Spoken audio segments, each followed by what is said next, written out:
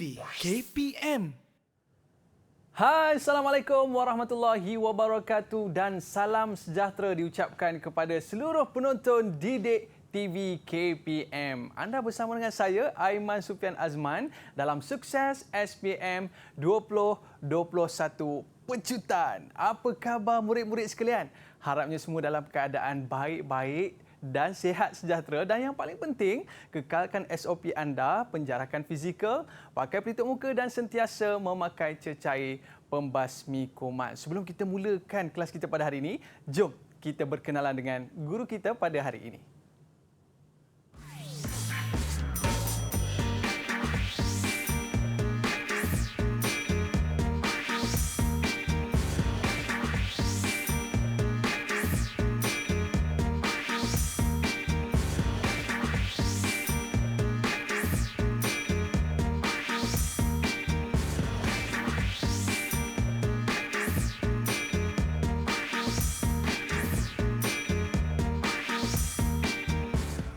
Alhamdulillah, kita bersama dengan Ustaz Ayub Muhammad Ali. Assalamualaikum Ustaz. Masya Allah, segak bergaya Ustaz pada hari ini. Masya Allah. Jadi murid-murid yang dikasihi sekalian, pada hari ini kita nak belajar tips menjawab soalan daripada Ustaz pada hari ini dalam mata pelajaran Pendidikan Al-Quran dan As-Sunnah. Ustaz, apa khabar? Alhamdulillah, sihat. Alhamdulillah. Mungkin Ustaz boleh perkenalkan diri? Okey, terima kasih Aiman. Saya Ayub Muhammad Ali, mengajar di SMK Session 18 Shah Alam. Masya Allah. Terima kasih Ustaz. Adakah mata pelajaran ini wajib diambil oleh semua murid-murid yang mengambil SPM? PQS adalah mata pelajaran elektif Aiman, ya. Maknanya sebahagian pelajar yang berada di SMKA dan juga KAA atau harian, dia akan mengambil PQS ni. Okey, terima kasih Ustaz. Dan apakah yang akan Ustaz kongsikan dalam segmen yang pertama ini Ustaz? Okey, terima kasih Aiman. Okey, jadi para pelajar yang diberkati sekalian, saya nak berkongsi dengan anda berkaitan dengan teknik dan juga tips untuk menjawab pendidikan Al-Quran Sunnah, okey, dengan kata orang tu boleh skor markah yang baik insya-Allah. Okey. Jadi yang pertama saya nak ceritakan tentang format. Okey, format kita di sini bahagian A adalah objektif pelbagai bentuk, 20 soalan, 20 isi tempat kosong. Jadi murid-murid kena pastikan dapat menjawab dengan betul, dengan baik. Dan juga pada bahagian B adalah subjektif. 4 soalan, jawab semua soalan, dan markah dia kalau bahagian A itu 20 markah dan bahagian B 80 markah. Kemudian untuk bahagian A 20 markah tadi Aiman, ya, dan juga murid-murid di rumah, dia ada 20 markah, 20 soal isi tempat kosong, pelbagai bentuk, OPB.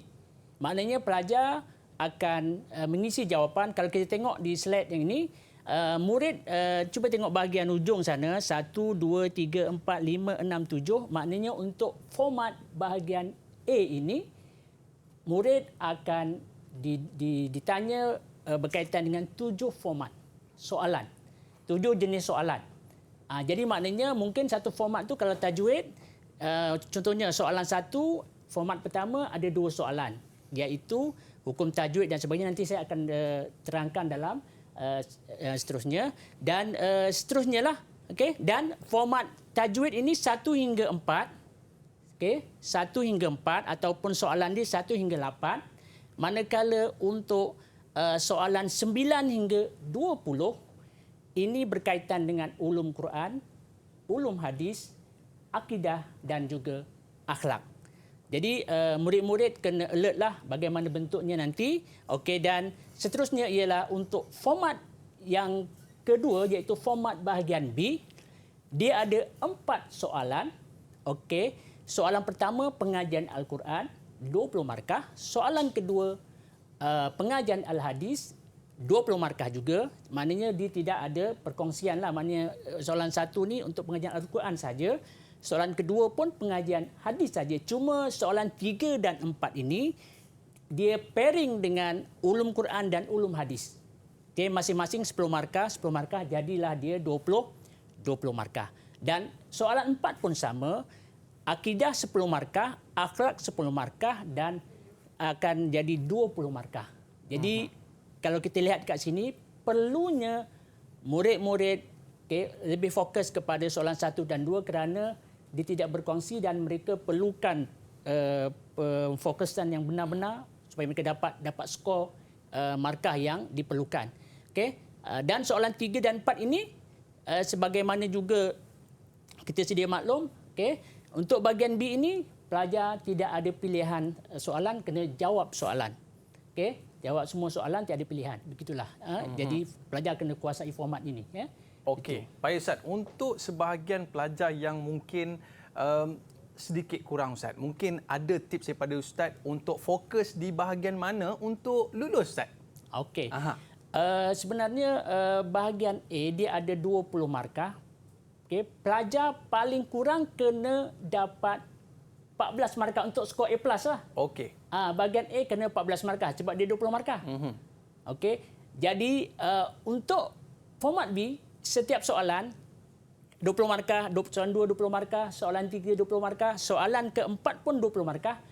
Dinasihatkan paling kurang untuk dapat A+ lah. Pelajar kena menguasai atau dapat markah 14 markah. Maknanya kalau sekiranya mereka up lagi dapat 18/20, apatah lagi 20/20 kan, itu impian kita kan, tapi maknanya sekurang-kurangnya 14 markah itulah paling ideal. Kalau kurang lagi sebab 14 markah itu kita kira mereka dapat 70 markah tu. Ada 5 bahagian kan, 4 bahagian B dan 1 bahagian A, jadi 70 markah. Walau bagaimanapun dia ada kaitan juga dengan soalan kertas 2 iaitu PLBS. Itu ujian lisan tu nantilah bagaimana bentuk pencampuran markah tu. Kita fokus pada ini. Jadi yang penting pelajar dapat fokus ataupun menjawab paling kurang 14 markah. Okey, baik Ustaz. Jadi ini format yang perlu kita ketahui untuk kita skor mata pelajaran ini. Baik Ustaz, kita berehat seketika. Para penonton, murid-murid jangan ke mana-mana. Kembali selepas ini Sukses SPM 2021 Pecutan. Didik TV KPM.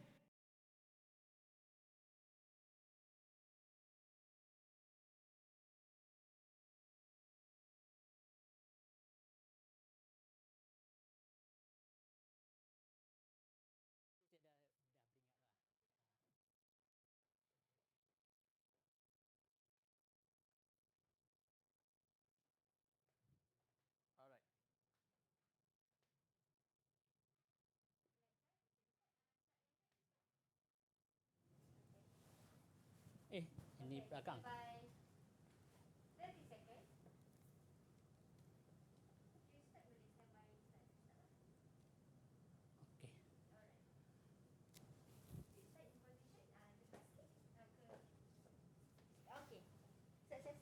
Okey, boleh.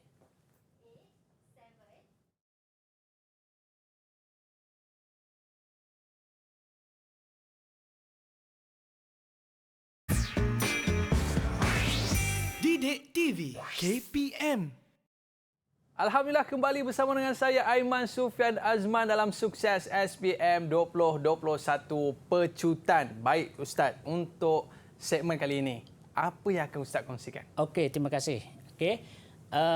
Untuk bahagian A, tajwid ini, saya boleh ringkaskan begini. Maknanya ada 8 soalan. Dan 8 soalan ini, yang pertama dia tanya ialah hukum tajwid. Kemudian akan ditanya cara bacaan. Kemudian akan ditanya istilah dan juga mungkin isi tempat kosong ini penyataan-penyataan yang berkaitan tajwid tadi, dan murid diminta mengisi jawapan yang sesuai. Tapi untuk maklumat pelajar, kadang-kadang pelajar ada tanya, adakah soalan-soalan yang tertentu ataupun yang kata orang tu masuk dalam peperiksaan. Sebenarnya kita dah ringkaskan di sini. Ini adalah antara tajuk-tajuk yang masuk dalam soalan untuk tajwid. Dimulakan dengan hukum nun dan mim syaddah, hukum mad wajib mutasil, hukum mad jaiz munfasil dan mad badal, hukum mad silah, hukum bacaan ra' dan qalqalah, hukum mad arid li sukun, mad iwad dan mad lin, hukum mad lazim dan bentuk-bentuk waqaf. Jadi maknanya pelajar kena fokus. Okey, jawapan kena pastikan mesti mengikut format yang disediakan. Okey, contohnya begini. Ini satu format ya. Jadi murid-murid kena ingat. Okey, ini antara yang akan ditanya dalam peperiksaan. Okey, diberi satu pernyataan potongan ayat. Okey, jadi ikut arahan soalan. Adakah diminta hukum tajwid ataupun cara bacaan? Okey, jadi perkataan tu bergaris. Jadi kadang-kadang pelajar dia tersilap. Dia tersilap dari segi cara menjawab ataupun wording jawapan hukum tajwid. Jadi hukum tajwid pelajar kena sebut dengan murid kena sebut dengan jelas. Okay? Dari segi contohnya saya ada terangkan di sini. Okey, ini contoh wording yang boleh kita gunakan, murid-murid boleh gunakan hukum tajwid dan juga cara bacaan. Jadi pelajar kena tulis dengan jelas. Okey, lebih-lebih lagi pada contoh mad silah tawilah. Contoh hukum tajwid tadi ni kan. Okey, saya bagi satu contoh kat sini, hukum tajwid kat sini. Yang ini yasfa'u indahu illa. Okey, indahu illa. Okey. Jadi yang ini adalah contoh mad silah tawilah. Jadi kalau pelajar jawab mad silah saja mungkin tidak diterima. Okey. Murid kena ingat sebab itu untuk jawapan yang hukum tajwid ini murid-murid kena tulis selengkapnya. Mad silah tawilah, mad silah qasirah. Jadi kalau mad silah saja murid-murid kena pastikan jugalah ketika mereka menjawab nanti. Okay? Ada juga contohnya qalqalah. Okay? Qalqalah saja pun tidak, sebab kadang-kadang qalqalah tu sama ada qalqalah sughra ataupun kubra. Jadi qalqalah saja kadang-kadang jawapan tidak diterima. Sebab di situ ada sughra dan kubra. Begitu juga dengan cara bacaan. Cara bacaan. Dan senang cerita beginilah. Untuk bahagian A, murid-murid kena pastikan jawapan tidak lebih 2 patah perkataan. Sebab dia objektif berbagai bentuk. Jadi kalau lebih daripada itu, jadi mungkin ada masalah dari segi memberi markah lah. Oleh itu, pelajar kena tidak lebih daripada 2 perkataan. Kecuali kalau hukum tajwid tadi memang panjang, murid-murid kena tulis apa yang ada pada hukum tajwid itu. Mad lazim kalimi musaqqal contohnya. Kalau dia sekadar tulis mad lazim kalimi saja, mungkin jawapan tidak terima. Sebab di sana ada musaqqal dan muhaffaf. Okey, ini antara yang wording pelajar kena ingatlah. Mungkin rujuk pada guru dan sebagainya ataupun buku teks, pelajar boleh dapat jawapan yang sebenar. Okey, murid dapat jawapan yang sebenar. Okey, seterusnya ini yang tadi dan selain daripada itu, murid-murid juga kena ingat hukum tajwid ini, untuk tajwid ini dia ada isi tempat kosong. Jadi kalau contoh kat sinilah, isi tempat kosong itu sama ada dinyatakan pilihan jawapan ataupun tidak. Okey. Jadi kalau di sini contoh mungkin Aiman boleh jawab kot. Soalan nombor 3 ni. Baik Ustaz. Okey, contoh ini antara bentuk soalannya lah sebab dia ada pelbagai format. Cuma kita kena ingat antara format yang akan keluar tu kita kena kuasai. Okey, di sini ada pilihan jawapan. Okey. Mad jaiz munfasil ialah apabila huruf mad bertemu huruf ... Okey, dalam 2 kalimah. Agak-agak apa jawapannya, Aiman? Saya cuba Ustaz. Hamzah. Okey, betul. Tahniah. Mungkin murid-murid di rumah juga jawab jawapan yang sama yang sama dengan Aiman. Dan juga yang kedua cuba tengok. Dinamakan isi tempat kosong kerana huruf mad bertemu tersebut adalah gantian daripada hamzah. Aiman, cuba saya jawab. Cuba Ustaz badal. Alhamdulillah. Maknanya kalau Aiman masuk periksa Insta A+. Alhamdulillah. Okey, dapat 8/8. Okey, ini satu contoh. Okey. Ini satu contoh jawab format yang murid-murid kena kuasai. Okey, kemudian ini jawapan tadi hamzah, okey, dan juga badal. Ini contoh jawapan tadi yang Aiman jawab betul dan murid-murid di rumah juga mungkin akan menjawab dengan betul. Okey. Yang ini adalah baki daripada 8 soalan tadi. Sebab kita bahagian A ada 20 soalan. Okey, iaitu daripada soalan 9 sampailah 20. Okey, dan dia juga pelbagai bentuk yang meliputi 4 bidang ini iaitu ulum Quran, ulum hadis, akidah dan juga akhlak. Okey, jadi cuma perbezaan dari segi format. Soalan 9 hingga 12, jawapan yang sesuai. Yang ini, jawapan yang sesuai ini kita boleh katakan ditanya istilah. Ya. Okey, jawapan yang sesuai istilah, pernyataan. Okey. Soalan 13 hingga 16, isi tempat kosong. Yang ini mungkin pernyataan-pernyataan, mungkin istilah, mungkin apa-apa sajalah yang berkaitan. Kemudian dikosongkan satu tempat untuk anda jawab. Macam tajwid tadi dah lebih kurang. Sama ada dinyatakan pilihan jawapan ataupun tidak. Dan soalan 17 hingga 20 ialah jadual ataupun carta. Yang ini juga termasuk ulum Quran, ulum hadis, akidah dan akhlak. Okay, sebagai contoh, ini contoh soalan yang kita boleh tengok. Ini isi tempat kosong, ada pilihan jawapan. Jadi murid-murid kena jawab. Okey, murid-murid kena jawab. Okey, soalan yang keempat contohnya kan. Contoh kalau murid-murid di rumah boleh tengok soalan ni, apa jawapan sebenarnya? Kod Aiman nak jawab lagi? Boleh Ustaz, insya-Allah. Boleh ya? Saya cuba. Okey. Okey, pada zaman pemerintahan Khalifah Uthman bin Affan radhiyallahu anhu, beliau menyatu padukan umat Islam pada satu mushaf, iaitu apa dia dan penulisan dinamakan Rosam Osmani. Apa dia? Jawapan saya Ustaz, Mashaf Al-Imam. Ya, betul. Betul ke Ustaz? Maknanya, cuba tengok. Betul. Alhamdulillah. Alhamdulillah. Okay, tahniah. Okay. Itu antara contohnya lah. Jadi maknanya Imam pun dapat menjawab dengan baik. Maknanya murid-murid di rumah pun insya-Allah, okay, apa yang kita telah pelajari selama ini, kita fokus bersama guru-guru siang dan malam, insya-Allah boleh membantu. Okay. Sama juga yang 5 ini. Okey, dan ada satu lagi sebenarnya, okey, yang ini tadi ada satu lagi iaitu carta. Carta ini adalah soalan 16 hingga 20. Okey, carta ini anda kena lengkapkan, okey, mengikut bidang-bidang tertentu. Mungkin ulum Quran, mungkin ulum hadis, mungkin akidah, mungkin akhlak. Jadi maknanya mereka boleh fokus khususnya pada konten yang mengandungi mungkin bahagian, mungkin syarat, kan? Contoh syarat hadis sahih contohnya. Itu ada 5. Jadi mungkin boleh juga kan? Okey, boleh juga dijadikan carta ini untuk murid menjawab soalan.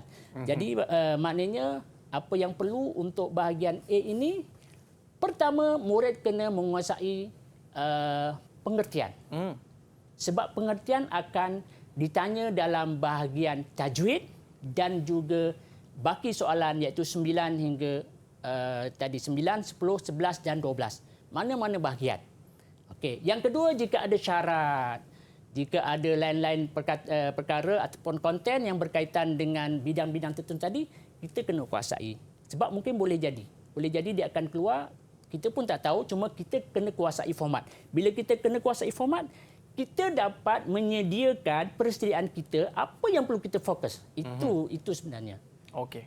Baik Ustaz. Okey. Saya ada satu soalan Ustaz. Okey, boleh silakan. Di manakah biasanya murid-murid akan melakukan kesilapan dalam menjawab soalan tajwid ni Ustaz? Okey, terima kasih Aiman. Soalan tajwid, kalau kita boleh imbas kembali, okey, kita flashback kembali, okey, lambat sikit tak ya. Yang ini biasa pelajar dia akan mengalami masalah untuk menjawab soalan ini. Soalan ini. Sebab bentuk soalannya sama. Sama dari segi potongan ayat. Ya. Dia potongan ayat semua, tetapi arahannya itu satu hukum tajwid, satu cara bacaan. Kadang-kadang mereka pukul rata semua hukum tajwid. Jadi itu yang menyebabkan mereka kekurangan markah. Jadi murid kena pastikan alert benda macam ni. Tengok betul-betul.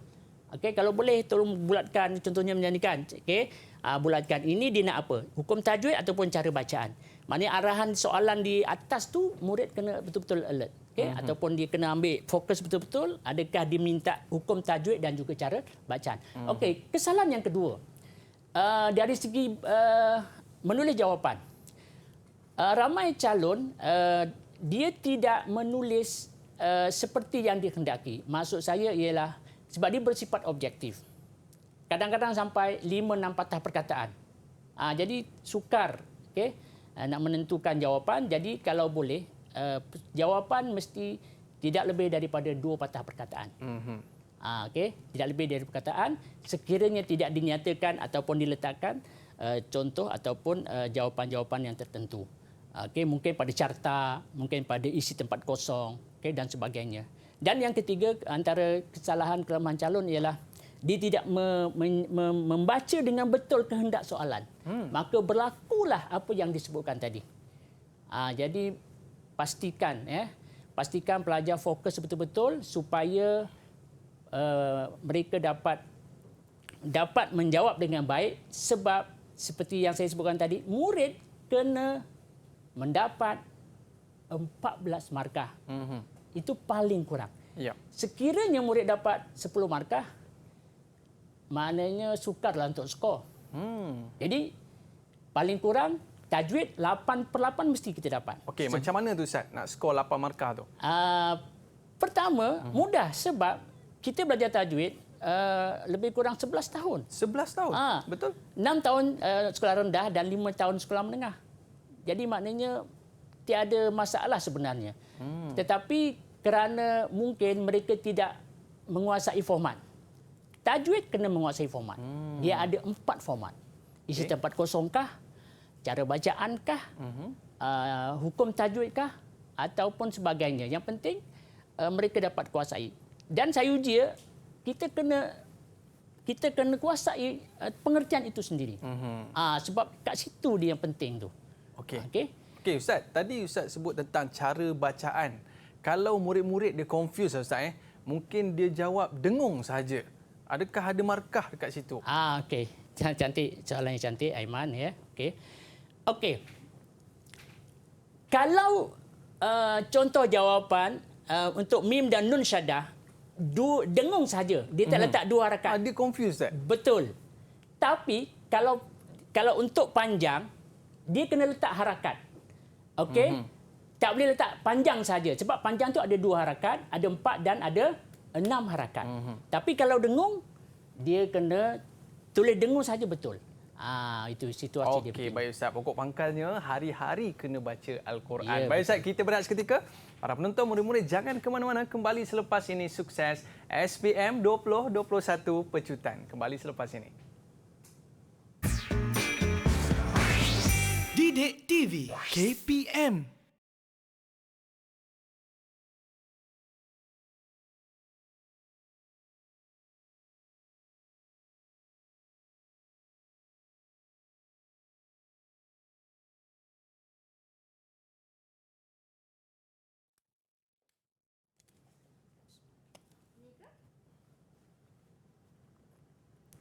Warna hijau. Okey, ni. Okey, warna hijau. Okey. Yes. Thank you. Sasul. Boleh ke Ustaz ya? Boleh Alhamdulillah. Okey. 5 minit. Lupa je. Tapi Ustaz dah cantik tadi Ustaz. Bangam. Tadi ada soalan lain tadi kan? Pasal tadi lebih cepat.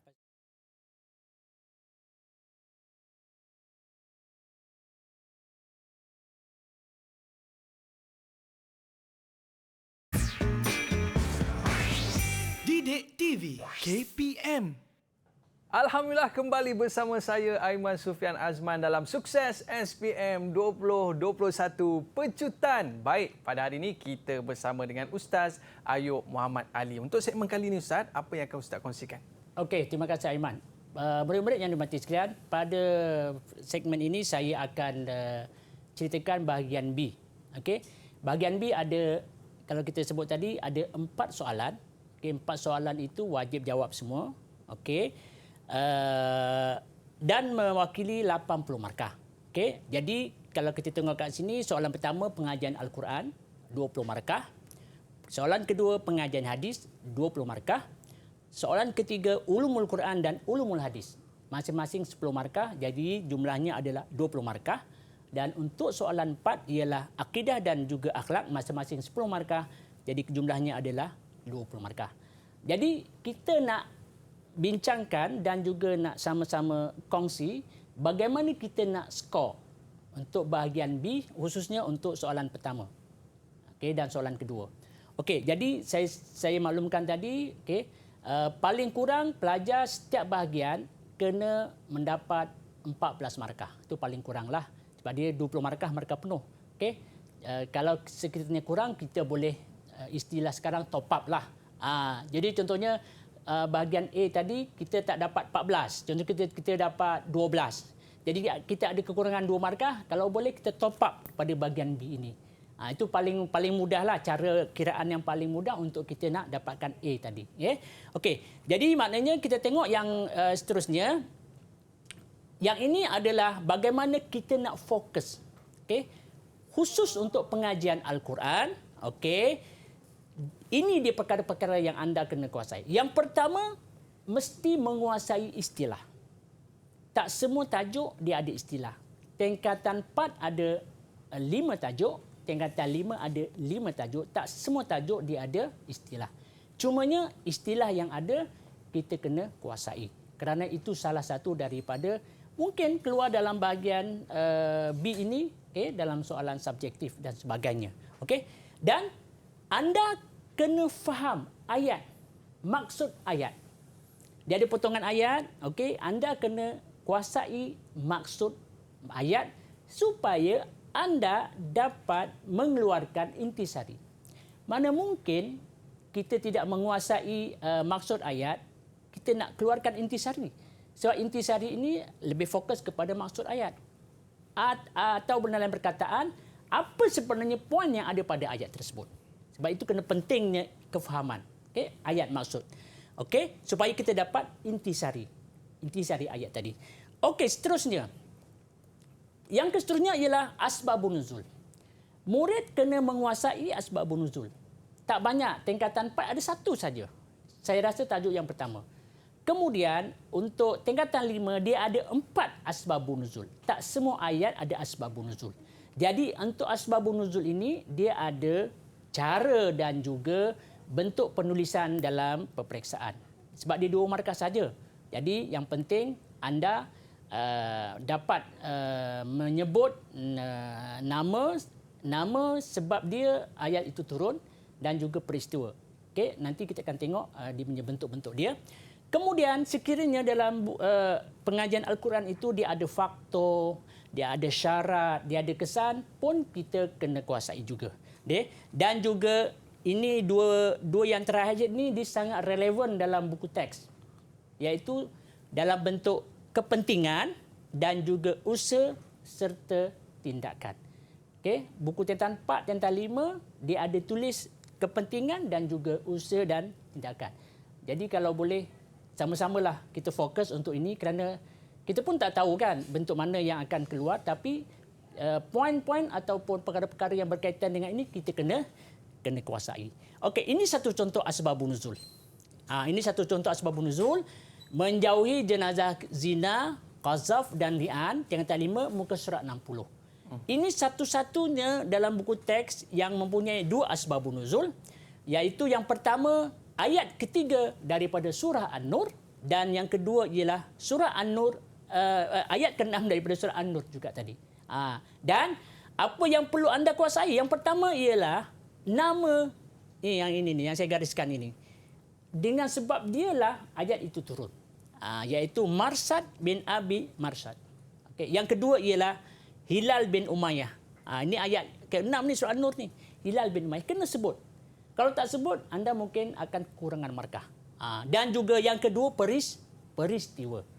Jadi maknanya kat sini untuk dapatkan 2/2 anda kena pastikan 1 markah untuk nama khas kenapa ayat itu turun. Dan kedua ialah peristiwa. Dan dalam bentuk buku itu, dalam bentuk penulisannya kalau boleh ringkas dalam bentuk poin macam ni. Sebab dalam buku teks dia panjang satu muka. Jadi kita sukar untuk kita menentukan mana satu dia punya nama khas dan juga poin ataupun peristiwa. Jadi dengan ada bentuk begini, ini contoh ya, anda boleh terus fokus. Ingat, tak banyak, ada 4 saja. Ada 5 saja, minta maaf. 1 tingkatan 4, tingkatan 4 1 saja. Dan 4 untuk tingkatan 5. Yang ini tadi intisari.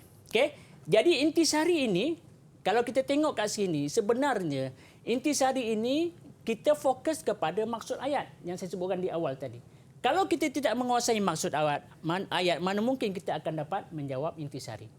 Okey, sebab itu pelajar kena menguasai intisari ini, sebab intisari ini juga boleh kita, maksud saya ayat ini tadi, ayat yang anda menguasai maksudnya tadi itu, yang kita jadikan intisari, anda boleh juga jadikan dia dalil dalam kebat. Itu mungkin anda sudah maklum, sudah dimaklumkan oleh guru-guru anda, bagaimana kita nak menulis dalil dalam kebat. Jadi sebab itu intisari ini anda mesti kuasai maksud. Dan kalau boleh, untuk bagi cantiklah kita punya jawapan, mulakan dengan Allah menjelaskan bahawa, Allah menerangkan bahawa begitu. Supaya nampak kita punya jawapan tu cantik sikitlah, nampak ada situasi yang ni lah, Aiman ya. Okey, ini contoh. Ini contoh Aiman. Minta Aiman sedia untuk jawablah. Okey. Okey, baik Ustaz. Cepat tidak ada yang lain kan. Okey. Pelajar murid-murid di rumah juga boleh cuba menjawab. Yang ini ayat 35 surah An-Nur. Agak-agak apa Aiman ya? Ayat 35 surah An-Nur ni kalau tahu? Okey, baik Ustaz. Saya cuba Ustaz. Satu intisari daripada ayat 35 surah An-Nur ini, Allah menjelaskan bahawa perumpamaan hidayah adalah seperti cahaya lampu yang diletakkan dalam kaca, bersinar seperti bintang yang menyinar. Betul ke Ustaz? Betul. Jadi maknanya betul lah tu ya. Maknanya tulis begini sebab dia dua markas saja Jadi kita ambil daripada maksud sebenarnya ni. Okey, dan kalau boleh kita fokus kepada apa yang dihendaki dalam soalan, kehendak soalan apa yang dihendaki dalam kehendak soalan. Okey. Allah SWT menjelaskan, mulakan dengan begitu. Allah SWT menerangkan bahawa perumpamaan hidayah adalah seperti cahaya lampu yang diletakkan dalam kaca, bersinar seperti bintang yang menyinar.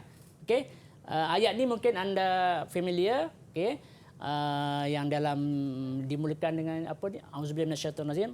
Allahu nurus samawati wal ard. Masalu nurihi kamiskatin fiha al-misbah atau ilal akhir lah. Itu antaranya lah. Kita boleh tengok kat situ. Dan ada satu lagi Aiman dan juga murid-murid di rumah, terangkan sebab manusia memerlukan hidayah. Apa dia hidayah? Hidayah ni petunjuk kan? Kenapa manusia perlu? Saya cuba Ustaz menghindarkan manusia dari kesesatan Ustaz. Okey, dia nak boleh antaranya kesesatan sebab lampu contohnya kan, lampu. Kita pergi satu bilik gelap. Kan? Gelap tak nampak. Tapi bila kita buka lampu, kita tahu, oh tingkap di sini. Oh ini kat sini ada meja. Oh kat sini. Itu maknanya nak cerita bahawa iman itu sebagai petunjuk. Kita dapat mengetahui apa yang dilarang, apa yang disuruh. Ya. Itu perumpamaan. Hebat perumpamaan yang Allah nyatakan dalam ayat ini kan. Okay? Jadi oleh sebab itu, kalau merujuk pada jawapan Aiman tadi, menghindarkan diri daripada kesesatan. Tersasul pula kan. Kesesatan yang terkeluar daripada landasan yang benar. Okay, itu satu Kalau ada jawapan lain Aiman ada tak? Terangkan sebab manusia memerlukan hidayah dalam kehidupan kerana hidayah ini dapat memberi panduan dalam kehidupan. Betul ke Ustaz? Betul. Okay. Pelajar murid di rumah juga mungkin dapat menjawab seperti yang nyatakan. Tapi jawapan ini sebenarnya yang dia satu jawapan saja. Yang jawapan tadi sebenarnya nombor 2 ni, terangkan sebab manusia terus hidayah, ini respon terbuka. Respon terbuka maknanya jawapan lain yang munasabah, yang relevan diterima. Okey, yang relevan diterima. Okey. Saya ada satu soalan Ustaz. Okey, silakan Aiman. Okey. Berdasarkan apa yang kita belajar sebentar tadi Ustaz, bagaimana ataupun apakah tips untuk calon dapat menjawab dengan baik soalan 9 sehingga 20 ni Ustaz? Mungkin Ustaz ada tips kepada murid-murid kita. Okey, ini maknanya bahagian A tadilah. Okey. Pertama, murid kena menguasai format yang saya sebutkan tadilah. Itu gini, saya punya pandangan begini. Bila kita tahu format, macam kita beginilah, kita nak pergi satu tempat. Kita nak pergi mana? KL, Kuala Lumpur contohnya. kita tahu jalan, Ya. maka kita akan sampai dengan selamat. Kita nak dapat A+, kita nak jawab soalan 9 hingga 20 ataupun sini pun boleh, Aiman. Maknanya kita nak skor ataupun kita nak dapat kuasai soalan bahagian B ini, soalan 1 ini kuasai, kita kena tahu format. Kerana bila kita menguasai format, kita dapat tahu apa benda yang kita nak fokus. Oh, ini pengertian. Oh, kena ingat.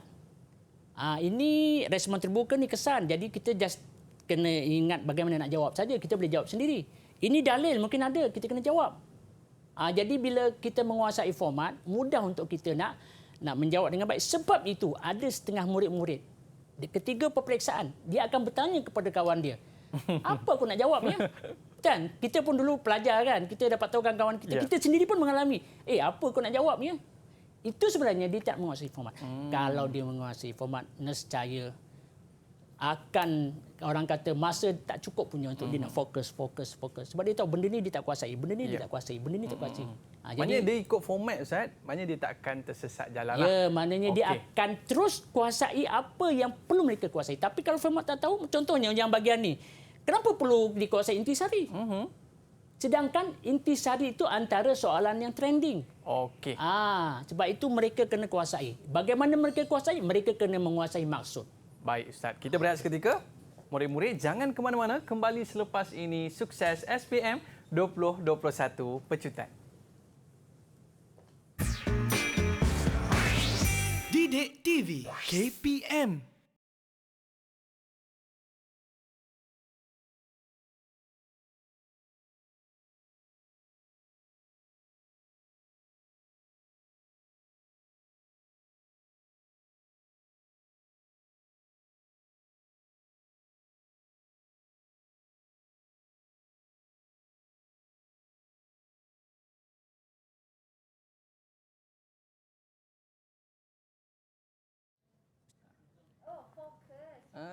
Pandai.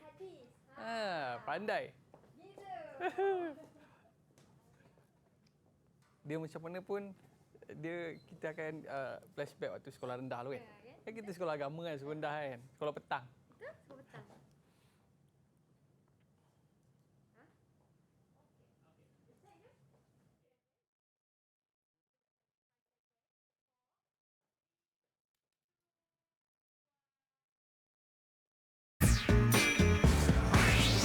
Didik TV KPM. Alhamdulillah, kembali bersama saya Aiman Sufian Azman dalam Sukses SPM 2021. Baik Ustaz, untuk segmen kali ini, apakah tips yang Ustaz akan kongsikan kepada murid-murid kita di rumah sana? Okey, terima kasih Aiman. Okey, perbincangan kita makin menarik Aiman ya. Okey, jadi kita akan bincang tentang pengajian hadis. Okey, jadi murid-murid fokus, okey. Seperti juga dengan pengajian Al-Quran tadi, pengajian hadis ini ada benda-benda yang murid kena kuasai. Ya. Itu asas, itu basic.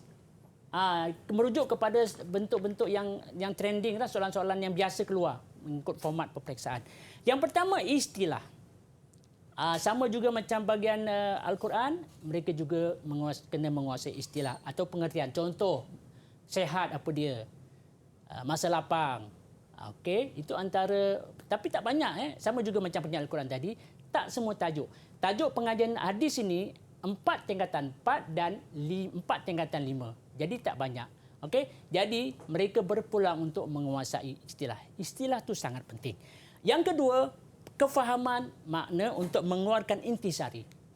Jadi maksud hadis pun pendek Aiman. Okay, contoh hadis yang saya boleh tengok kalau tingkatan 4, mungkin hadis yang familiar. Okay, hadis Rasulullah SAW, ni'matani maghbunun fi ma katsirun minan nas as-sihhatu wal faraghu, sangat pendek. Okay, dan Aiman pun mungkin bersetuju bahawa ketiga tingkatan 5 ini kita menghafal hadis, itulah yang kita akan ingat sampai bila-bila. Okay, pendek pula tu kan. Jadi itu tanda kita cintakan kepada Rasulullah SAW. Okay, tahu maksud hadis, insya-Allah kita boleh jawab intisari. Sama juga macam pengajian Al-Quran. Tahu maksud ayat, kita akan boleh jawab intisari. Okay? Ya, Ustaz. Yang kedua ialah macam tadi juga faktor, kesan, okay? Dan juga kepentingan, usaha dan tindakan. Ini kesemua benda-benda yang penting. Sangat penting. Sebab yang saya sebut tadi, kepentingan, usaha dan tindakan ni, mana-mana tajuk dia ada isu ini. Apakah kepentingan kita mempelajari suatu perkara itu? dan apa usaha dan tindakan yang boleh kita jadikan amalan dalam kehidupan. Tajuk yang kita buat tadi sangat relevan. Okey, ini respon yang dalam bentuk terbuka ataupun respon yang berbentuk KBKK ataupun jawapan lain yang munasabah diterima. Okey. Sebagai contoh, okey. Ini sebagai contoh saya ambil kelebihan menuntut ilmu. Okey. Hadis ini kalau tidak silap saya tingkatan 4 rasanya. Okey, kalau tidak saya okey, iaitu kelebihan menuntut ilmu. Okey, pertama dia ada sebut intisari. Intisari benda yang sangat penting kita ambil daripada maksud. Okey. Kemudian mungkin akan tanya dalil kewajipan menuntut ilmu. Okey, dalil kewajipan menuntut ilmu kita kena letak kat sini. Okey, kita boleh kuasai dan juga kelebihan menuntut ilmu, kat sini ada kelebihan yang merujuk kepada hadis, teks hadis.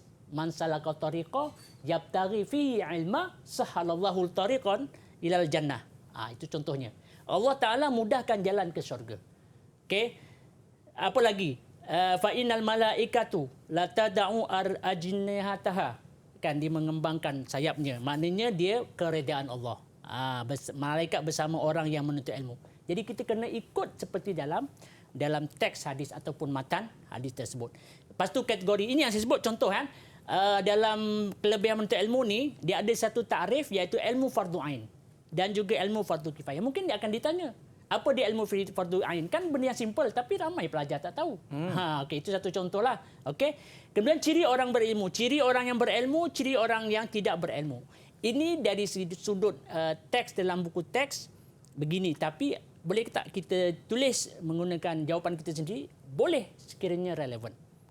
Okey. Jadi maknanya nak cerita dalam bahagian pengajian Al-Quran atau hadis, apa yang penting kita mesti kuasai bentuk soalan yang mana jawapannya adalah respon tertutup. Tertutup tu contohnya asbabun nuzul, intisari ayat, mungkin dalil. Maknanya jawapan tidak boleh diambil melainkan dalam buku teks. Tetapi ada satu lagi jawapan, respon terbuka, yang ini jawapan lain yang munasabah, yang relevan boleh. Contoh mungkin ciri, mungkin kepentingan. Okey. Jadi ini semua boleh membantu kita untuk kita jawab dengan baik.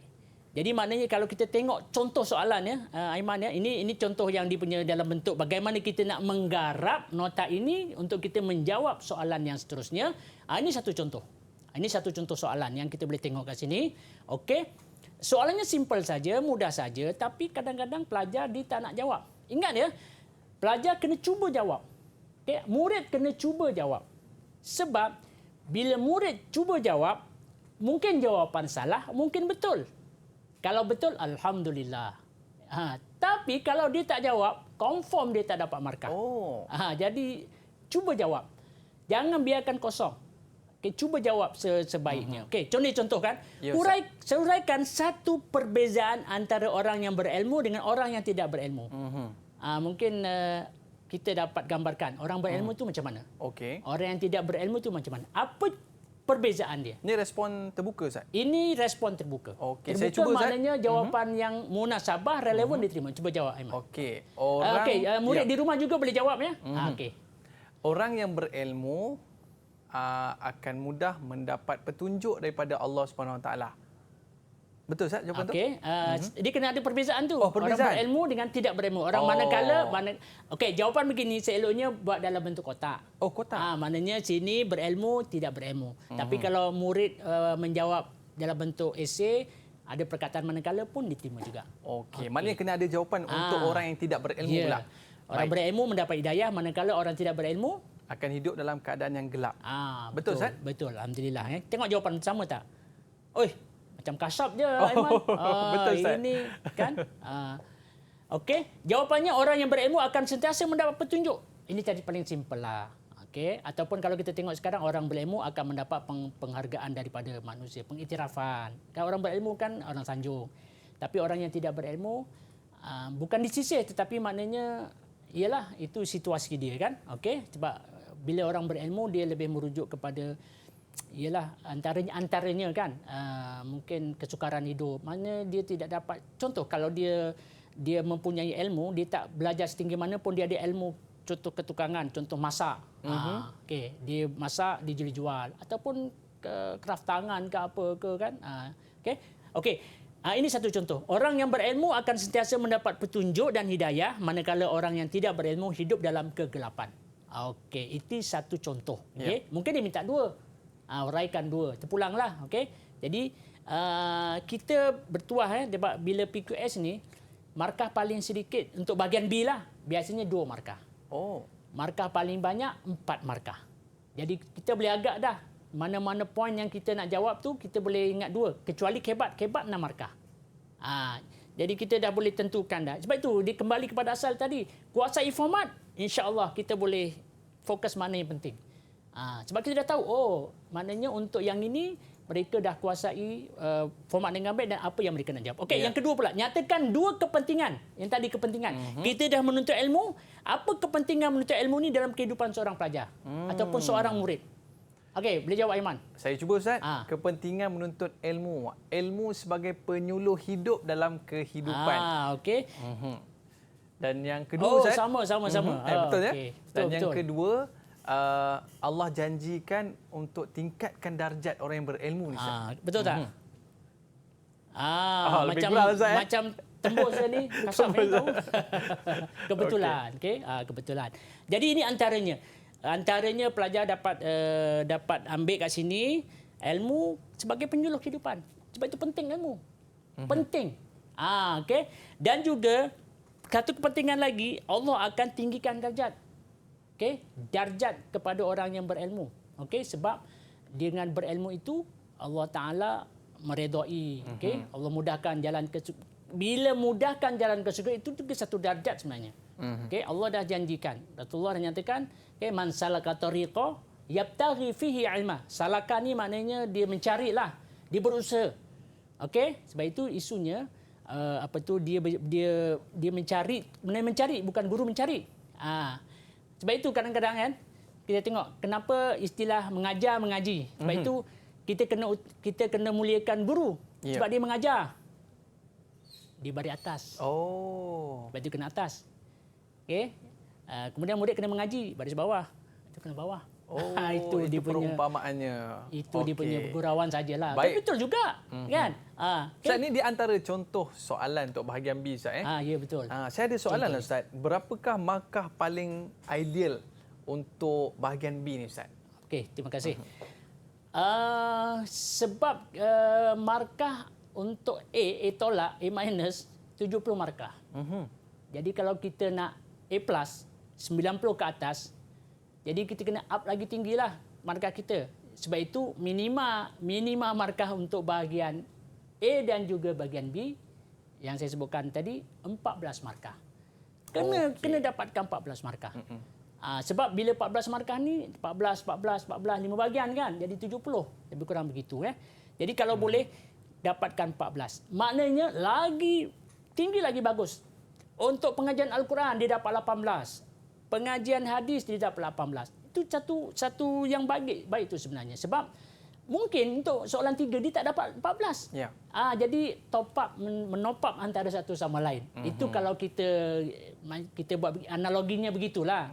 Okay, sebab bukan sahaja letak 14, dia ada dia punya kerelevanannya untuk markah tersebut. Untuk dapat markah tersebutlah. Baik Ustaz. Saya suka respon terbuka sebab kita boleh keluarkan idea-idea gitu Ustaz. Mungkin Ustaz boleh cerita sikit untuk pengajaran hadis. Penting tak Ustaz untuk kita kuasai? Okey. Pengajaran hadis untuk ilmu sangat penting. Okey, sangat penting kita kena kuasai dan mungkin juga dia boleh keluar dalam soalan. Jadi pengajaran dia adalah apa yang kita dapat. Tapi antara kesilapan murid, dia tak dapat membezakan bagaimana nak menulis intisari dengan pengajaran. Okey. Pengajaran, kalau nak mudah, dia mesti senang cerita ayat penyata lah.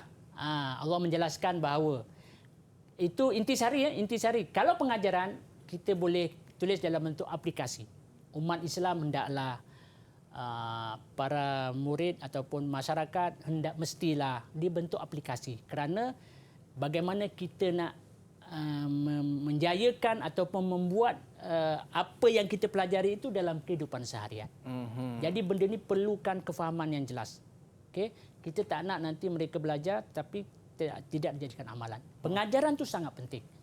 Dan mungkin juga akan keluar dalam bentuk peperiksaan dan sebagainya. Okay, sedikit Ustaz boleh cerita tentang bagaimana kita nak mudah untuk memahami intisari ayat Ustaz. Okey, intisari tadi yang saya share dengan murid-murid, tidak boleh lari daripada maksud. Maksud. Murid kena kuasai maksud atau pengertian. Jadi dia kena tengok satu persatu, tapi tak panjang pun. Sekadar saja, okey.